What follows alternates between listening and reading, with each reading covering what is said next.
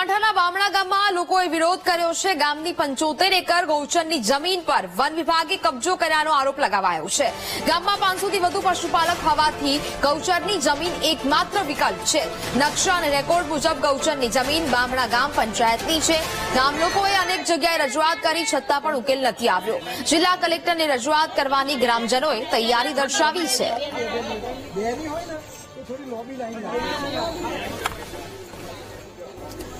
સંવાદદાતા Sandeep phone line પર જોડાયા છે। સંદીપ, સાબરકાંઠાના બામણા ગામના લોકો વિરોધ પર ઉતરી આવ્યા છે, શું મામલો?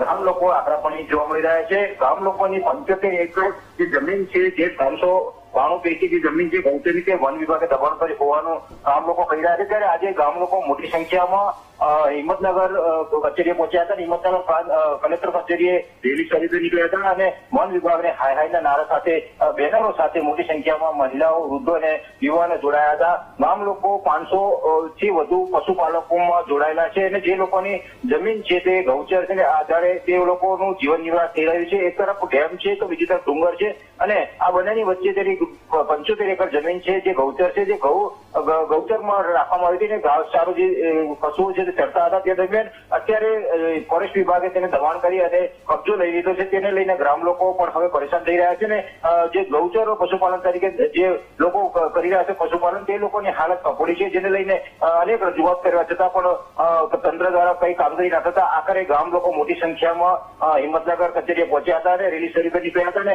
કલેક્ટરને આવેદનપત્ર આપ્યું છે। આગામી સમયમાં જો નિર્ણય નહીં આવે તો ગામ લોકો મોટી સંખ્યામાં પશુપાલકો લઈ અને કલેક્ટર કચેરી ધામા નાખે તેવી પણ ચીમકી ઉચ્ચારી છે। હાલ તો તંત્ર દ્વારા આ સમગ્ર મામલે તપાસ કરવાની પણ કહેવામાં આવી છે। ત્યારે જોવાનું રહ્યું કે હાલ ગામ લોકોને જે છે જે જમીન છે તે ક્યારે પરત મળે છે। જી બિલકુલ સંદીપ, જાણકારી બદલ આભાર।